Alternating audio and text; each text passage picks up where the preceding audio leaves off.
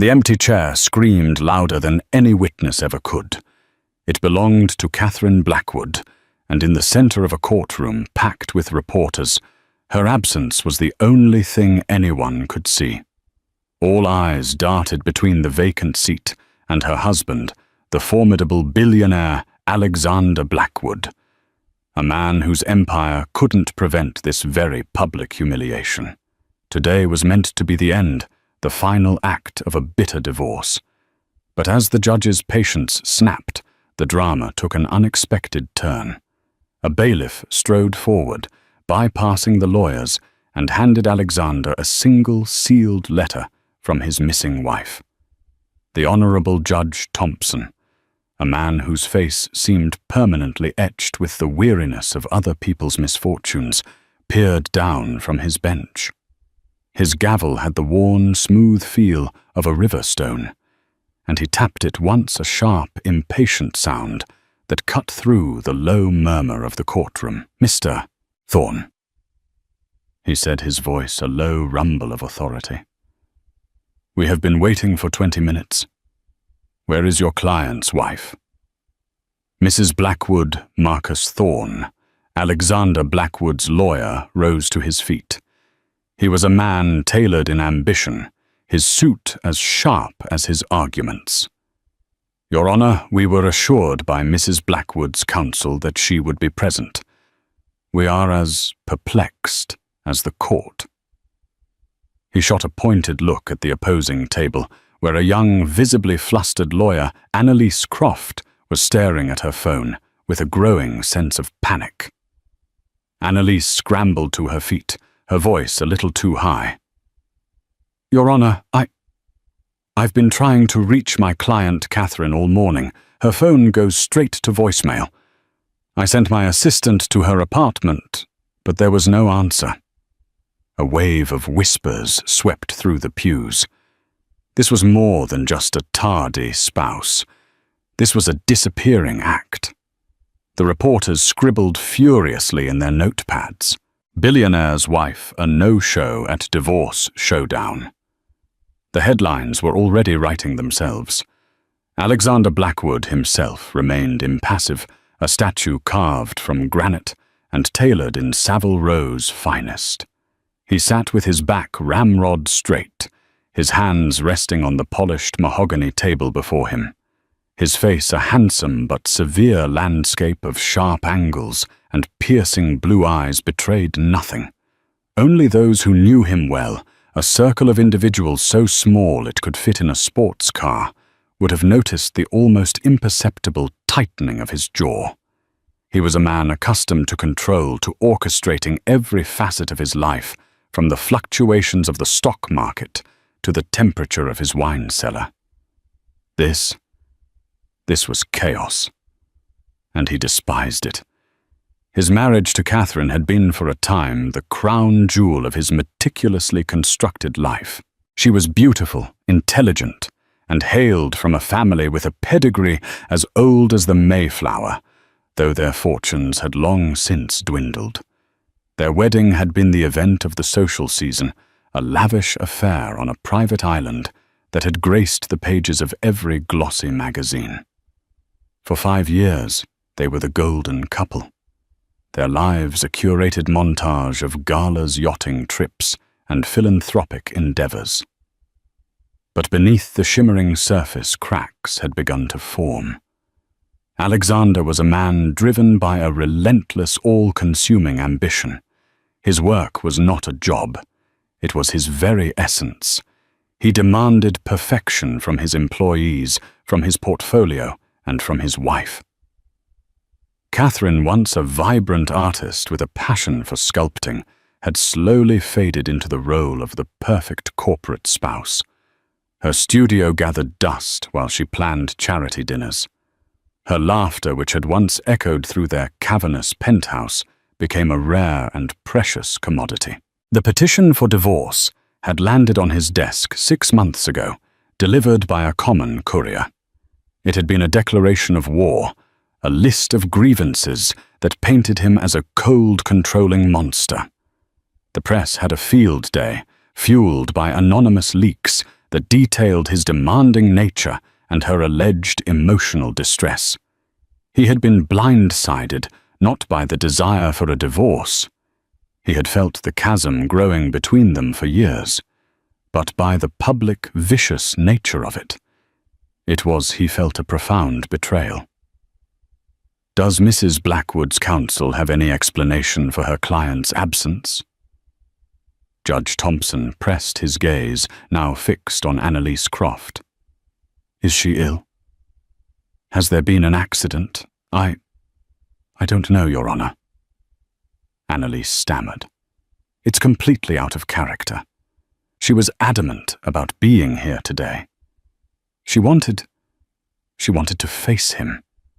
She glanced nervously at Alexander, who met her gaze with an unnerving stillness. Marcus Thorne sighed a theatrical display of exasperation. "Your Honor, this is a clear tactic, a last-ditch effort to delay the inevitable and further tarnish my client's reputation. Mrs. Blackwood has been waging a war in the media for months. This is simply another front in that war." The judge looked unconvinced. He turned his attention back to Alexander. "Mr. Blackwood, when was the last time you had any contact with your wife?" For the first time, a flicker of something, surprise perhaps, crossed Alexander's face. He paused, the silence stretching out. "It has been several weeks, Your Honor. All communication has been through our respective legal counsel as per their advice, and you have no idea where she might be. None whatsoever." The words were clipped precise and utterly devoid of emotion. He was a fortress, and its walls were impenetrable. The courtroom door at the back creaked open, and a bailiff, a burly man by the name of Officer Miller, stepped inside. He scanned the room, his eyes landing on Judge Thompson. He gave a slight, almost imperceptible shake of his head. Whatever search had been conducted, it had yielded nothing. Judge Thompson's patience had finally evaporated. He raised his gavel. "Given the unexplained absence of the petitioner, I am inclined to grant Mr. Thorne's motion to dismiss, but I will allow a brief recess of 60 minutes. If Mrs. Blackwood has not appeared by then, I will rule." "Court is in recess." He banged the gavel, the sound echoing the finality of a closing door. Reporters surged forward, a cacophony of shouted questions aimed at the stoic Alexander and the frantic Annalise. Alexander rose smoothly, ignoring the maelstrom around him.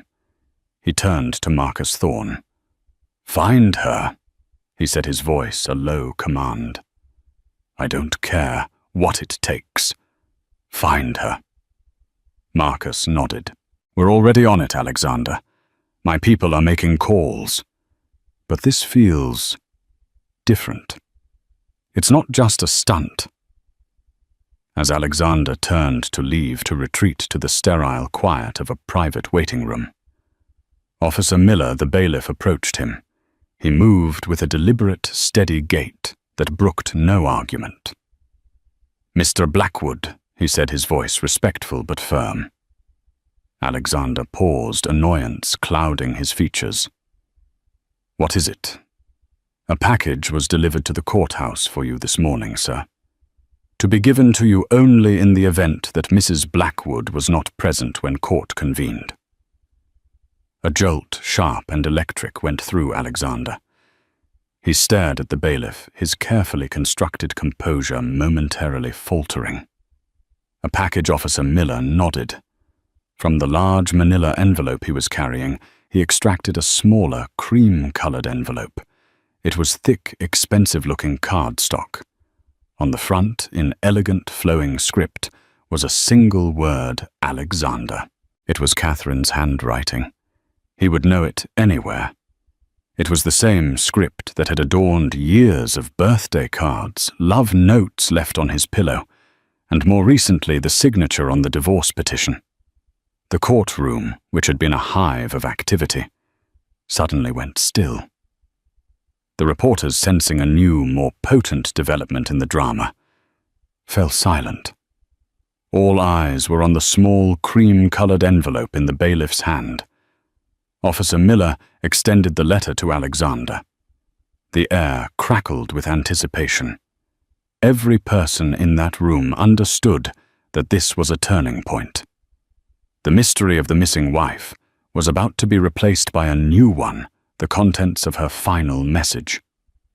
For a long moment, Alexander simply stared at the letter. It felt heavier than paper. It felt like a verdict. With a hand that was surprisingly steady, he reached out and took it. The courtroom held its collective breath, a gasp hanging in the air, unspoken but universally felt. The real trial, it seemed, was only just beginning.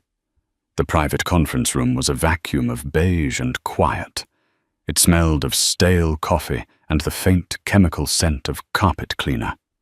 For Alexander Blackwood, it was a sterile purgatory, a stark contrast to the opulent world he inhabited. He stood by the large window, not seeing the bustling city street below, but staring at the cream-colored envelope in his hand. It felt both foreign and intimately familiar. Marcus Thorne stood by the door, acting as a sentinel against the prying eyes of the world. He had already fielded a dozen calls from his investigators. There was no sign of Catherine. Her credit cards hadn't been used in 48 hours. Her car was still in the garage of her luxury apartment building. The doorman hadn't seen her leave. It was as if she had simply vanished into thin air. Anything Alexander asked his back still to the room. His voice was flat, betraying none of the turmoil that was beginning to churn within him. Nothing, Marcus replied, his tone grim. It's a clean disappearance, Alexander. Too clean. This was planned. Alexander turned from the window, his gaze dropping to the letter. Planned. The word echoed in the silent room. Catherine had planned this. The public divorce filing the media leaks the dramatic courtroom absence. And now, this, a final calculated move in a game he hadn't even realized he was playing so poorly. He had always underestimated her. He saw her as an asset, a beautiful and graceful complement to his own power. He had admired her intelligence, but he had never truly respected her cunning. He had mistaken her quiet compliance for weakness, her artistic temperament for fragility. Now he was beginning to see the steel that lay beneath the silk. It was a humbling and deeply unsettling revelation. Open it, Marcus urged gently. It's the only move we have left. Alexander sank into one of the uncomfortable conference room chairs. He ran his thumb over the wax seal on the back of the envelope. It was unbroken, embossed with a delicate, stylized C.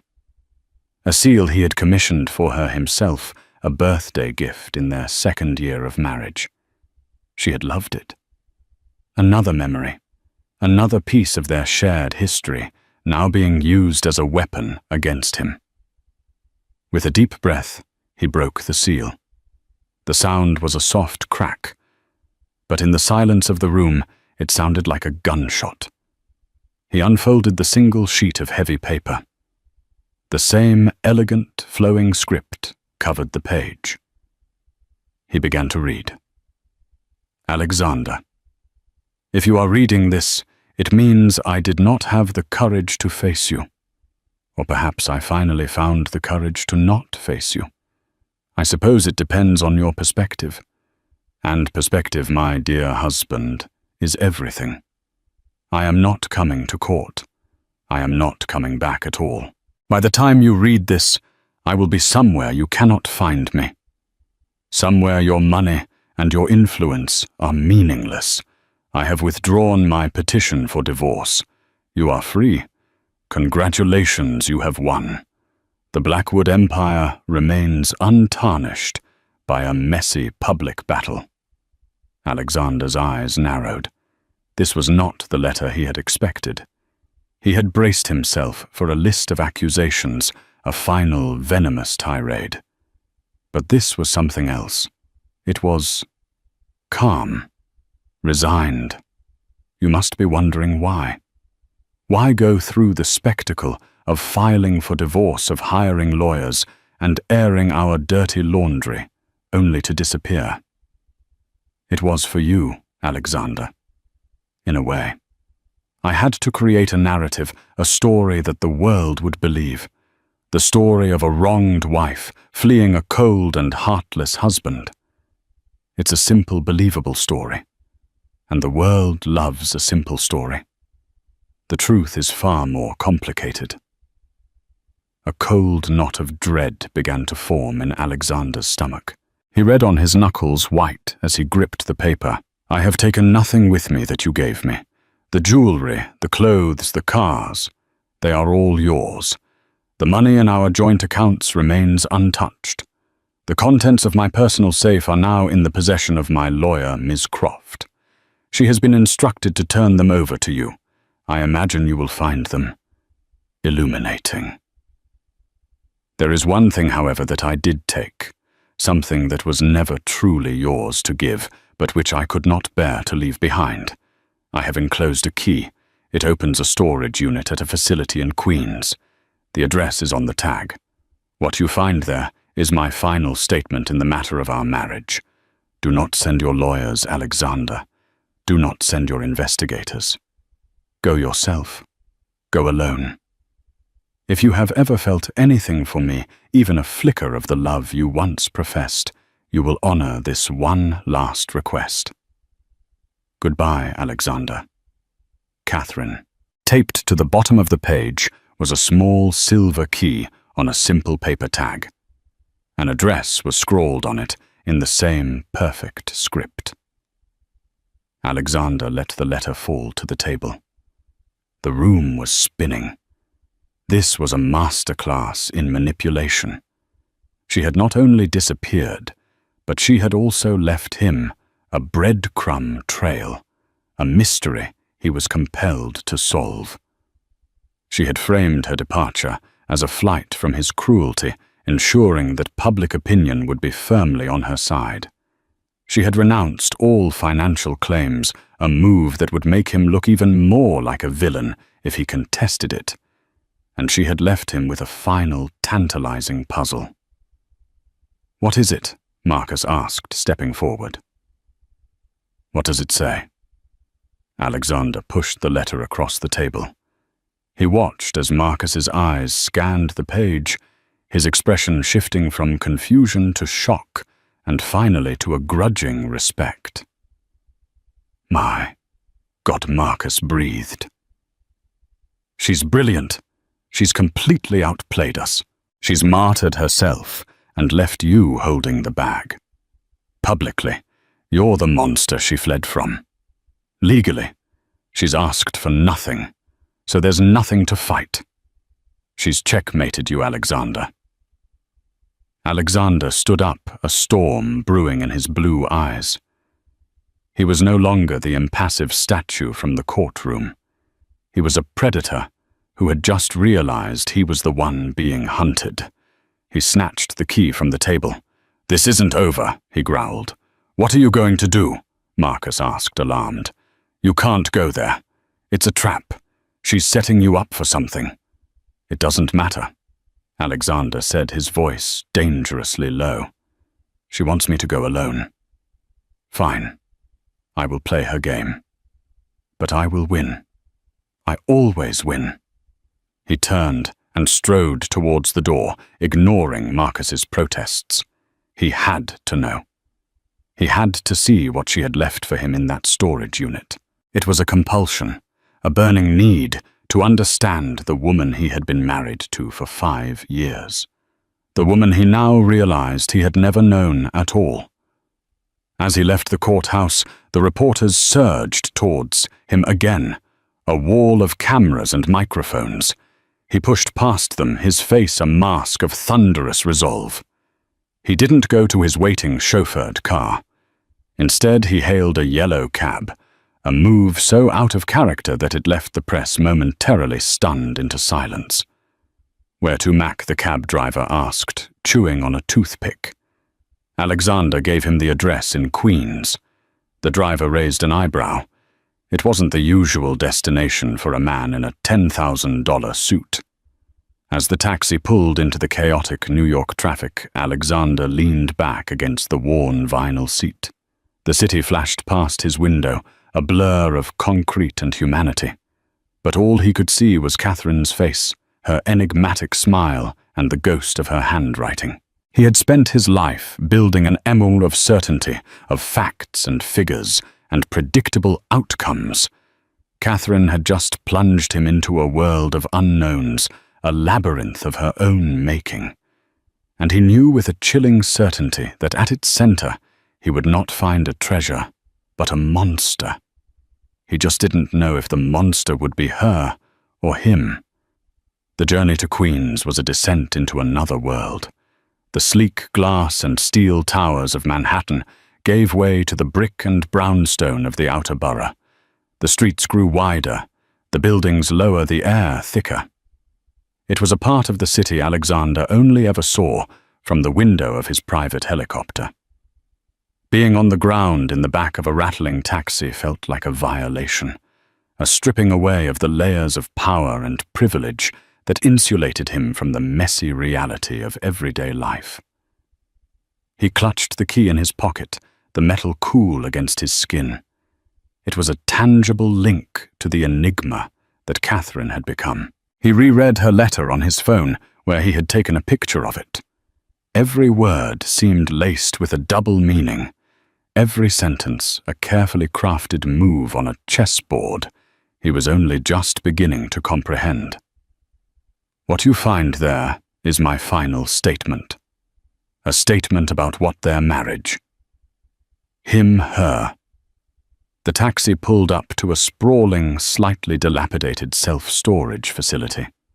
"You store it" was painted in faded red letters across the corrugated metal facade. It was a place for forgotten things, for lives packed into cardboard boxes and locked away. It was the last place on earth he would have ever expected to find a message from his glamorous, sophisticated wife.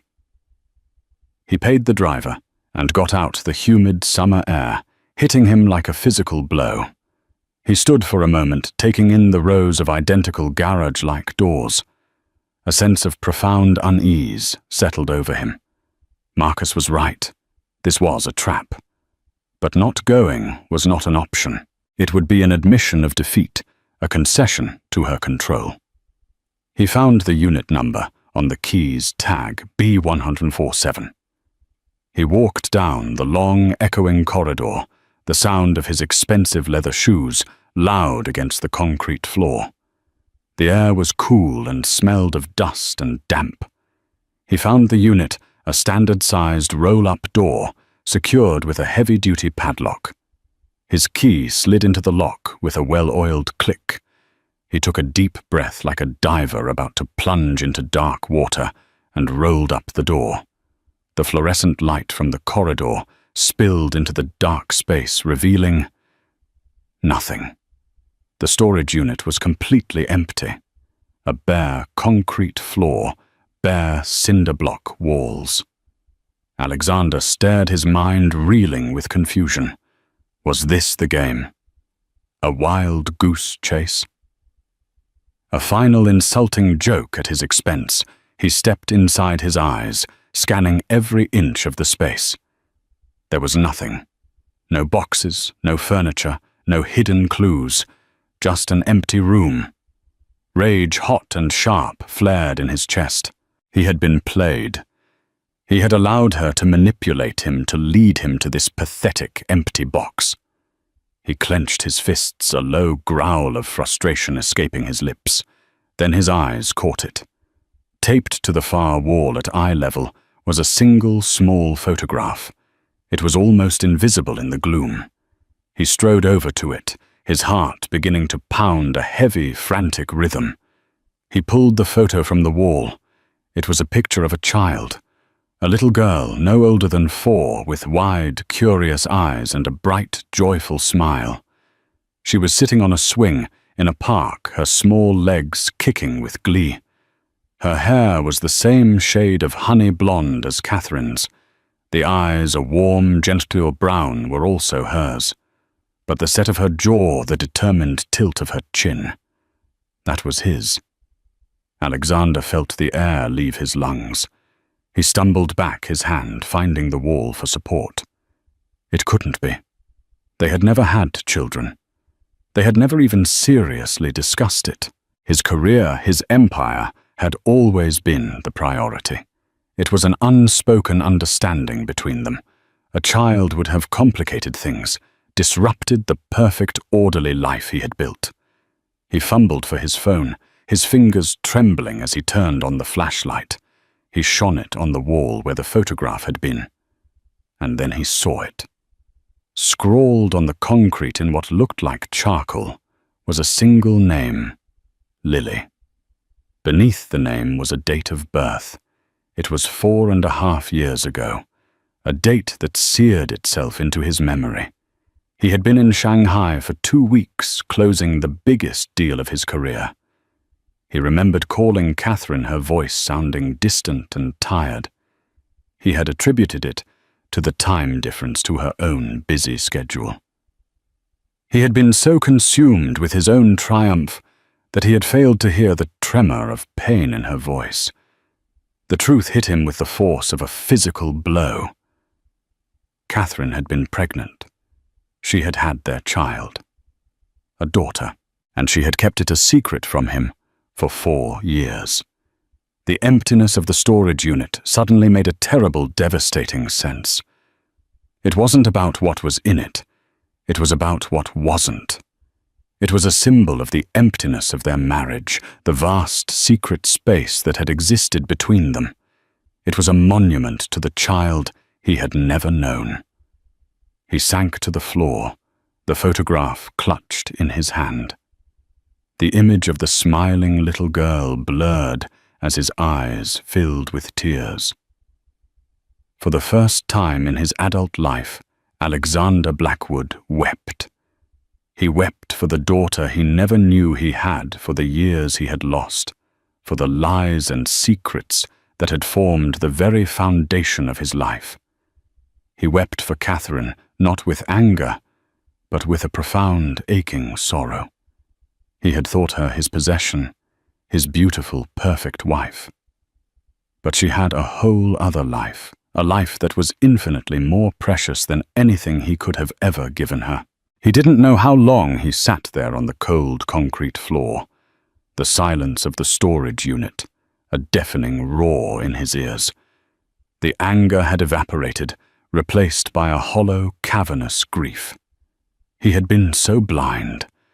He had prided himself on his ability to see every angle, to anticipate every move. But he had missed the most important thing of all. Finally, his phone buzzed in his pocket. He ignored it. It buzzed again, insistent. With a shaking hand, he pulled it out. It was a message from a number he didn't recognize. He opened it. There was another photograph. This one was of Catherine. She was sitting on a beach, the setting sun turning the sky to shades of orange and pink. She was smiling, a real, genuine smile that reached her eyes.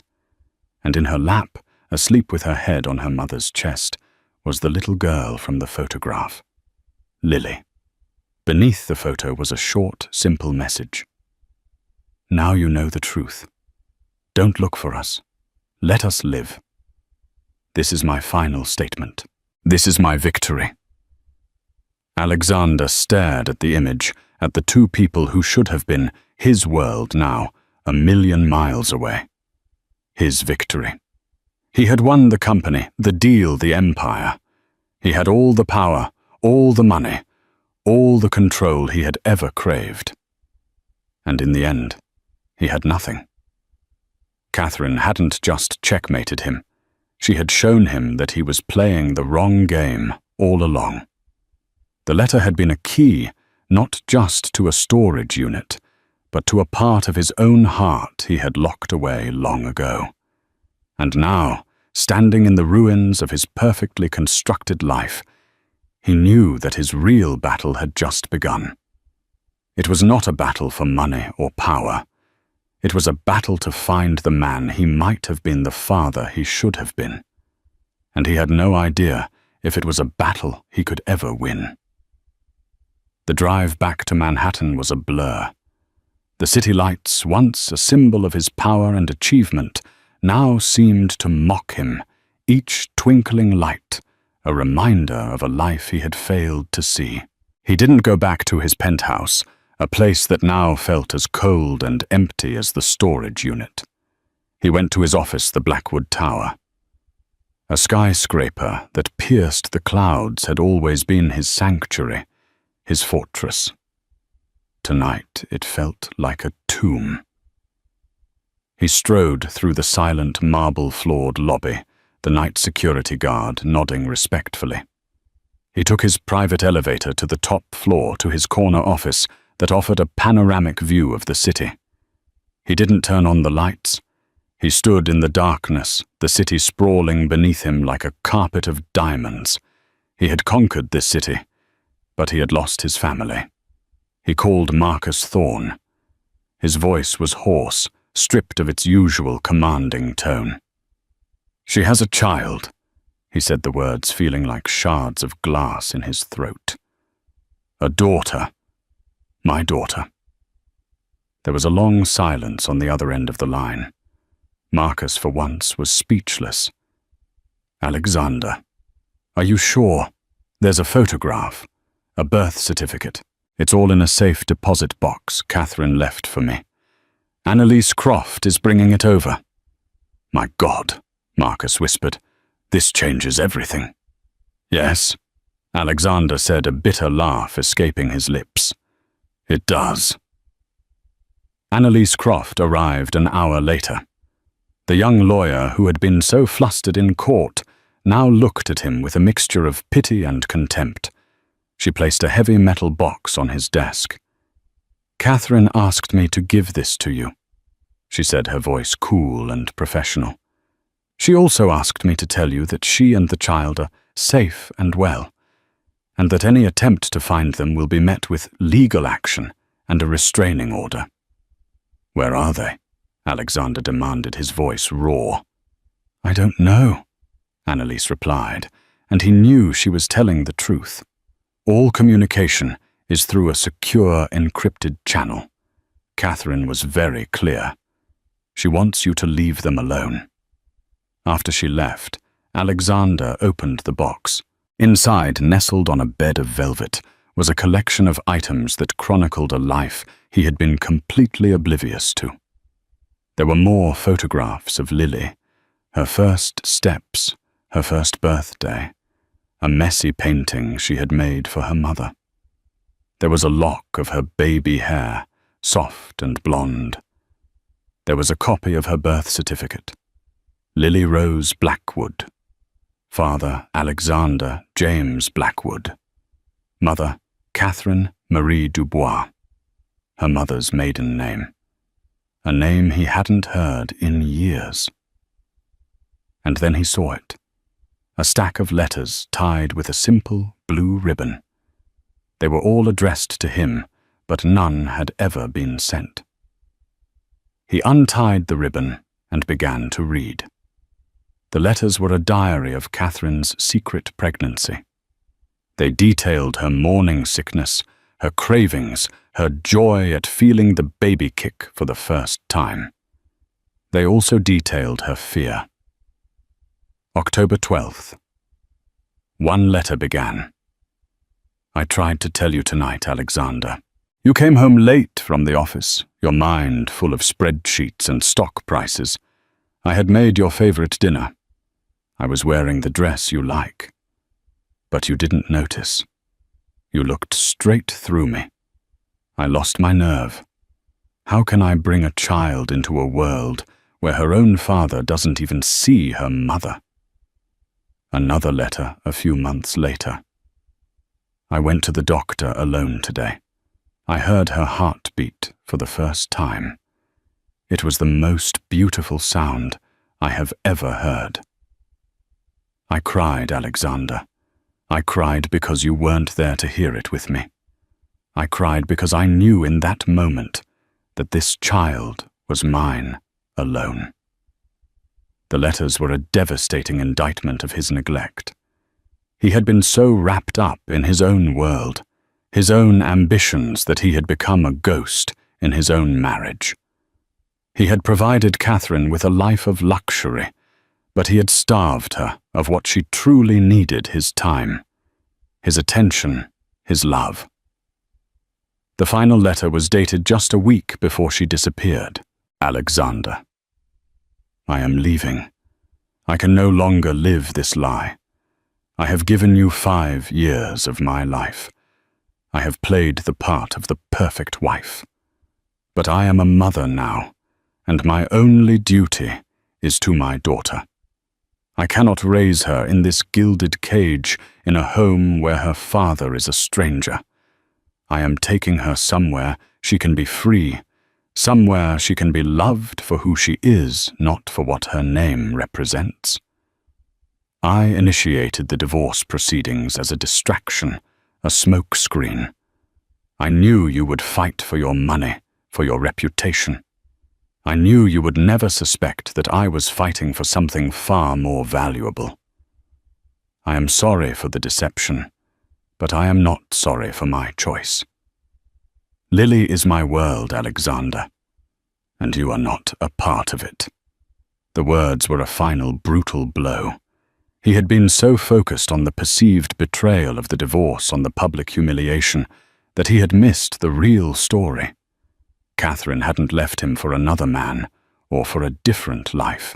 She had left him to save her child from him. He spent the rest of the night in his office, the letters spread out on his desk like the wreckage of a shipwreck. He saw his marriage not as he had remembered it, a successful merger of power and beauty, but as it truly was, a lonely, one-sided affair in which he was the absent partner. The sun began to rise, casting a pale grey light over the city. A new day was dawning, but for Alexander it felt like the end of the world. He had built an empire, but he had lost his legacy. He had a daughter he had never met, a daughter who was being taught that he was the villain in her life story. He picked up the phone and called Marcus again. "Cancel everything," he said, his voice quiet but firm. "Drop any investigation into her whereabouts. Recall the private detectives. It's over." "Alexander, what are you saying?" Marcus protested. "You have a right to see your child. We can fight them. We can get you visitation custody." Alexander interrupted. "She was right. I have no right. I haven't earned it." He looked at the photograph of Lily, at her bright, innocent smile. "I lost this war a long time ago, Marcus. I just didn't know it." He hung up the phone. For the first time in his life, Alexander Blackwood had surrendered. But in that surrender there was a flicker of something else. Not hope, not yet. But a dawning realization. The empire he had built was meaningless. The power he had wielded was an illusion. His life's work had been a distraction from what truly mattered. He had to change. He had to become a man worthy of being a father. He had to prove to Catherine and to himself that he was more than just a name on a birth certificate. The path ahead was shrouded in fog. He didn't know where it would lead or if he would ever see his daughter again. But he knew one thing with absolute certainty. He could not go back to the man he was. That man was a stranger not just to his wife and child, but to himself. The unraveling was complete. Now the rebuilding had to begin. The weeks that followed were a blur of quiet deconstruction. Alexander Blackwood, the titan of industry, began to systematically dismantle the life he had so meticulously built. He stepped down as CEO of Blackwood Holdings, appointing his trusted second-in-command to take the reins.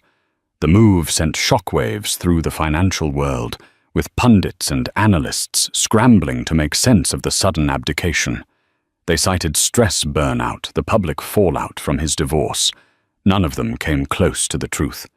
He sold the penthouse its vast empty rooms, a constant, painful reminder of his failures. He moved into a modest brownstone in a quiet, tree-lined neighborhood, a place where the silence was peaceful, not oppressive. He traded his fleet of luxury cars for a single, understated sedan.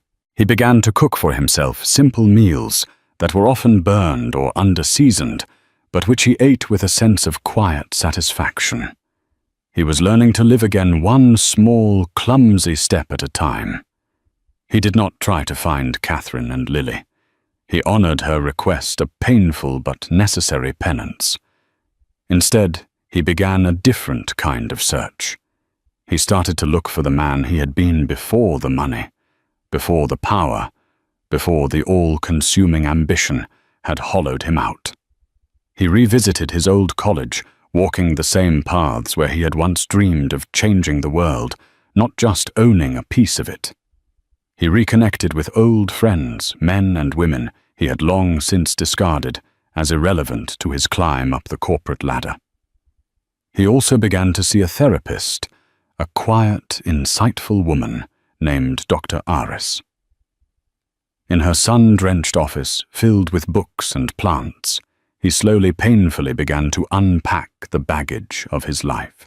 He spoke of his own father, a cold and demanding man who had taught him that love was conditional, that worth was measured in dollars and cents. He spoke of his marriage to Catherine, finally admitting to himself the depth of his neglect, the arrogance of his assumptions. "You spent your life building walls to protect yourself," Dr. Aris told him one afternoon. "Now you must learn to build bridges." And so he did. He started a foundation not in his own name, but in his mother's, a gentlewoman he had loved but had never truly known. The foundation was dedicated to supporting single mothers and their children, providing them with housing, education, and legal aid. It was his silent apology to Catherine, his tribute to the daughter he could not be with. He poured his energy, his resources, and his considerable business acumen into the project. For the first time, he was building something that was not for himself, but for others. He did not know if Catherine was aware of his transformation. He sent her no letters, made no attempts at contact. He simply hoped that somehow the news would reach her, that she would see that he was changing, that he was trying to become a man worthy of her forgiveness. One rainy Tuesday afternoon, nearly a year after Catherine's disappearance, he was in his office at the foundation, reviewing a grant proposal. His secretary buzzed him. "Mr. Blackwood, there's a woman here to see you. She doesn't have an appointment. Her name is Annalise Croft." Alexander's heart leaped into his throat. He hadn't seen or heard from Catherine's lawyer since the night she had delivered the box of memories. He told his secretary to send her in. Annalise Croft looked different. Her professional armor was gone, replaced by a softer, more compassionate expression. She carried a large envelope in her hands. "Mr. Blackwood," she began. "I'm here in a personal capacity, not as a lawyer." Alexander waited, his breath held. "I have been in occasional indirect contact with Catherine," she said. "She's aware of the foundation. She's aware that you stepped down from your company. She's been watching from a distance." Annalise placed the envelope on his desk. "She asked me to give this to you." His hands trembled as he opened it. Inside was a single sheet of paper. It was a drawing done in bright, childish crayons. It was a picture of a stick-figure family. A man, a woman, and a little girl holding their hands. The sun was shining in the corner. Underneath the drawing in Catherine's familiar script were a few words. "Lily drew this for you. She is starting to ask about her father. I have told her that he is a good man who is trying to make the world a better place." Tears welled in Alexander's eyes as he stared at the simple, beautiful drawing. It was not forgiveness. It was not a promise of reunion. But it was a beginning. It was a crack of light in the darkness that had enveloped him for so long. "There's one more thing," Annalise said softly. She slid a photograph across the desk. It was a recent picture of Lily. She was 5 years old now, her face full of life and laughter. She was standing in front of a small, charming bookstore. The name of the store was visible on the sign, "The Next Chapter." Alexander looked at Annalise, a question in his eyes. "Catherine bought a bookstore in a small town in Oregon," she explained. "She's happy, Alexander. She and Lily have built a good life." She then gave him an address. Not a home address, but the address of the bookstore. "She didn't ask me to give you this," Annalise said, "but I think she would want you to have it. What you do with it is up to you." Alexander nodded, unable to speak. He looked from the drawing to the photograph to the address. It was a map, a guide to a future he had never thought possible. He knew that the road ahead was still long and uncertain. He had years of pain and neglect to atone for. He had to earn his daughter's love, not just with money or grand gestures, but with time, with patience, with a steadfast and humble heart. But as he looked at the drawing of the stick-figure family, a sense of peace settled over him. The courtroom, the empty storage unit, the lonely nights in his office, they were all part of his past. His next chapter was waiting for him in a small bookstore in Oregon. He had lost his empire, his fortune, his wife, but in doing so he had found something infinitely more valuable. He had found himself, and he was finally ready to go and meet his daughter. The battlefield had changed, and this time it was a battle he was determined to win, not with power, but with love. The address sat on his desk for a week, a single slip of paper holding the weight of a world he desperately wanted to enter. It wasn't a summons or a demand, but an invitation so quiet it was almost a whisper. For a man who had built his life on aggressive takeovers and decisive action. The path forward required a terrifying new strategy. Patience. He didn't take his private jet. The thought of descending from the sky into this new life felt like a violation, an arrival of the old Alexander, not the new one he was painstakingly trying to build. Instead, he drove.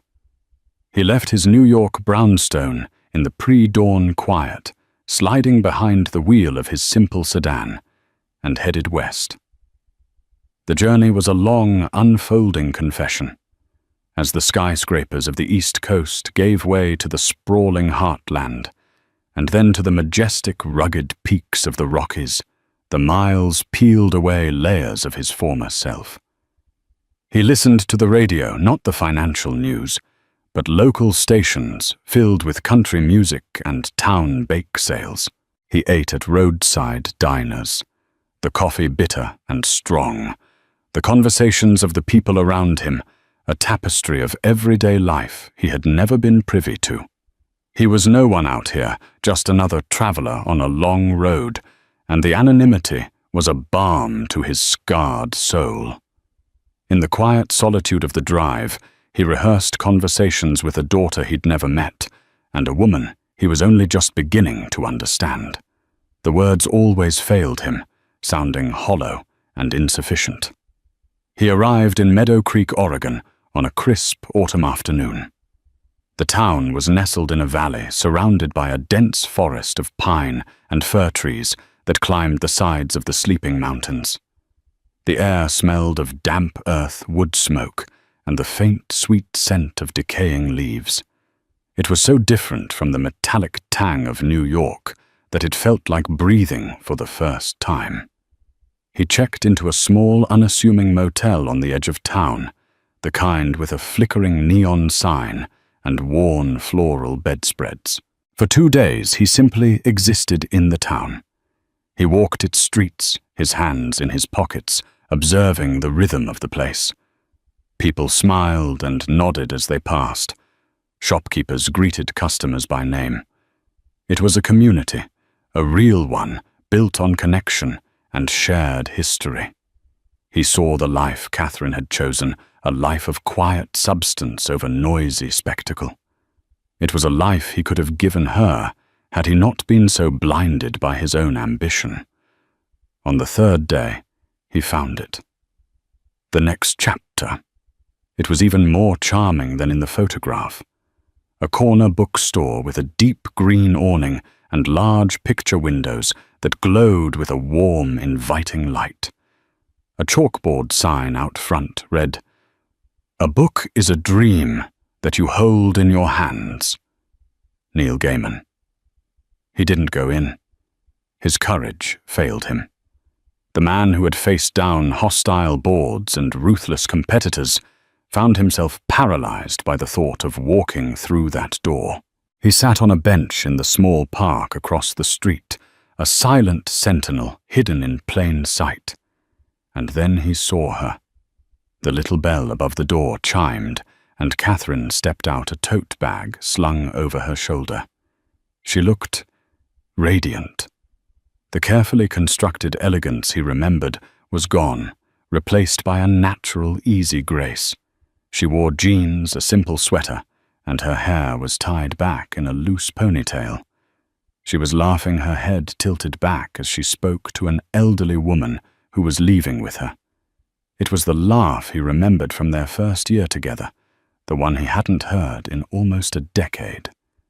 It was a sound that pierced him to the core. A moment later, the bell chimed again. A small figure with honey-blonde pigtails bounced out of the store, clutching a brightly colored picture book. Lily. Alexander's breath caught in his throat. It was her. The smiling girl from the photograph, brought to vibrant, breathtaking life. She ran to Catherine, wrapping her arms around her mother's legs. Catherine leaned down and kissed the top of her head, murmuring something that made Lily giggle. He couldn't move. He couldn't breathe. Every instinct screamed at him to run across the street, to fall to his knees to say her name. Lily. But his feet were rooted to the spot. He was an intruder here, a ghost from another life. To appear now would be to shatter this perfect, peaceful moment. It would be an act of selfishness, the very sin he was trying to exorcise. He watched as Catherine took Lily's hand, and they began to walk down the street, their steps perfectly in sync. He watched them until they turned a corner and disappeared from view. The silence they left behind was profound. In that moment, staring at the empty street, Alexander felt the full, crushing weight of his loss, but also the first fragile bloom of a new kind of hope. The old Alexander would have used his power and wealth to force a reunion, to claim what was his. But that man was gone. The new Alexander understood. He couldn't just appear and expect to be welcomed into their story. He had to earn his page. He would not leave. He would stay in this small town on this quiet bench for as long as it took. He would find a way to show Catherine he had changed, not with words, but with deeds. He would become a part of this community she loved. He would build a bridge, one quiet, patient, honorable stone at a time. The journey across the country was over. The real journey, the one across the 20 yards of pavement that separated him from his daughter, had just begun. The story of Alexander and Catherine is a powerful reminder that the greatest battles are not fought in the courtroom or the boardroom, but within the human heart. It's a story of loss, redemption, and the surprising paths we must walk to find our true selves. If this journey from a cold billionaire to a hopeful father moved you, imagine the other stories of love, betrayal, and family secrets waiting to be told. Don't miss out. Please hit that like button if you felt the emotional twists. Share this video with someone who loves a story with real depth, and most importantly, subscribe to our channel. By subscribing, you become part of our community, ensuring you're the first to know when the next chapter of incredible real-life drama unfolds. Click subscribe now, and let's explore these powerful stories together.